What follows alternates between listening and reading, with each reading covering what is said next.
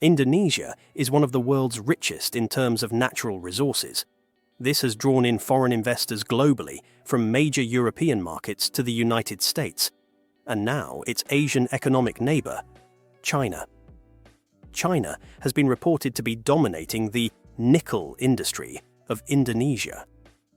Nickel has emerged to become a vital material for the production of stainless steel and, more recently, for electric vehicle EV batteries. Before China's involvement, however, Indonesia's nickel exports consisted primarily of raw nickel ore.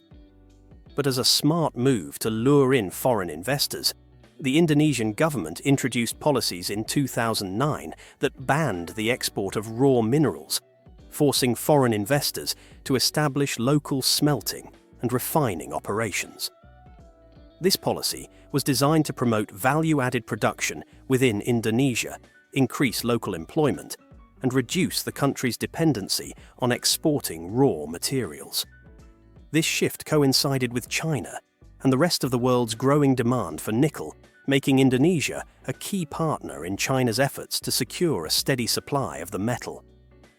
This led to the formation of large-scale industrial projects, such as the Indonesia Morowali Industrial Park, IMIP, which became a model of Sino-Indonesian cooperation in the mining sector.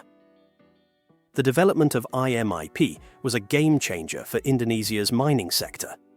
Established in 2014, the industrial park spans thousands of hectares and includes smelting plants, infrastructure, and worker accommodations. It was the first industrial complex of its kind in Indonesia, designed specifically to process nickel on-site. Prior to the establishment of IMIP, Indonesia's nickel was largely exported in its raw form, offering limited value to the local economy. With the advent of nickel processing facilities, however, the value of Indonesia's nickel exports increased exponentially. The success of IMIP hinged on the close collaboration between Chinese and Indonesian firms. Tsingshan partnered with Indonesia's Bintang Delapan Group to develop the park, with the Chinese company holding a 66.25% stake and the Indonesian firm controlling 33.75%. This collaboration allowed for the transfer of Chinese capital, technology, and expertise into Indonesia's nickel industry, significantly boosting the country's ability to process and export high-value nickel products such as ferronickel and stainless steel. Moreover, IMIP became a model for future investments, attracting other Chinese and foreign companies to set up operations in Indonesia. For example, the Weda Bay Industrial Park, IWIP, built on the same model as IMIP, has since become one of the largest nickel smelting facilities in the world. This surge in investments helped Indonesia increase its nickel exports from approximately $6 billion in 2013 to nearly $30 billion by 2022. The Weda Bay's Chinese foreign investors include the likes of Zhejiang Huayu Cobalt, a leading Chinese producer of cobalt and other battery materials, is one of the primary investors in this industrial park. There is also Jinchuan Group, which is involved in the nickel smelting project on Obi Island. Jinchuan, a state-owned enterprise and one of China's largest nickel and copper producers, invested heavily in the development of smelting facilities on Obi Island. This investment was part of China's broader strategy to secure key materials for its industrial needs, particularly for the EV battery sector. While most Chinese investments in Indonesia focus on nickel, other minerals are also attracting significant interest. China Hongqiao Group, the world's largest aluminum producer, has invested heavily in Indonesia's aluminum industry. In 2015, Hongqiao partnered with Well Harvest Winning, an Indonesian mining company, to build an aluminum smelter in West Kalimantan, Borneo. This smelter, which cost $1.5 billion, processes bauxite into alumina, a key ingredient in aluminum production. Indonesia has large reserves of bauxite, and the smelter in West Kalimantan is one of the largest aluminum processing facilities in Southeast Asia.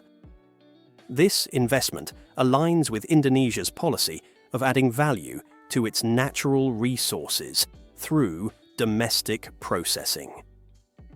Another prominent player in Indonesia's nickel industry is Shandong Xinhai Technology, a Chinese company specializing in the production of stainless steel and nickel products. Shandong Xinhai has partnered with Vale, a Brazilian mining company, to establish smelting facilities in Sulawesi, Indonesia. The impact of these Chinese investments are massive. They produced exports, jobs, and skills development. The IMIP, for instance, initially had Chinese workers filling the technical and managerial roles. But over time, the park invested in training local Indonesian workers through vocational schools. By 2022, IMIP employed around 80,000 workers, most of whom were Indonesians. This upskilling of local labour has been crucial in ensuring that the benefits of industrial development are shared with the local population. To top that off, one can also say that Chinese investments helped make other foreign countries become major investors in Indonesia's mining industry as well.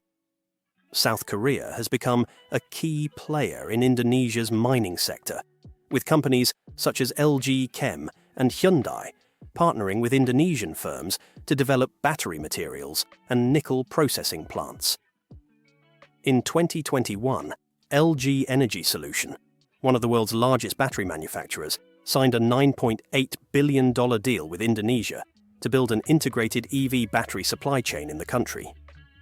Additionally, Hyundai Motor Group, one of South Korea's largest automakers, has invested in nickel smelting and battery production in Indonesia. In 2021, Hyundai announced plans to build an EV battery factory in Indonesia in collaboration with LG Energy Solution. Japanese firms have also taken notice of Indonesia's growing prominence in the nickel market. Sumitomo Metal Mining, one of Japan's largest mining and smelting companies, has expanded its presence in Indonesia, particularly through partnerships with local firms to produce high-value nickel products such as ferronickel. Vale, a Brazilian mining giant and one of the world's largest nickel producers, has long been involved in Indonesia's mining industry. Vale's most significant recent partnership has been with Zhejiang Huayu Cobalt and Shandong Xinhai Technology, two leading Chinese companies. Together, they have invested in building new smelters in Sulawesi and North Maluku, helping Indonesia expand its nickel processing capabilities. China's investments in Indonesia's mining sector have not only transformed the country's industrial landscape, but have also catalyzed a broader influx of foreign investment from other global players. As companies from South Korea, Japan, Brazil, the United States, and Europe rush to secure their share of Indonesia's nickel reserves, the country finds itself at the center of a global competition for critical minerals. But anyway, do let us know what you think. Thanks for watching.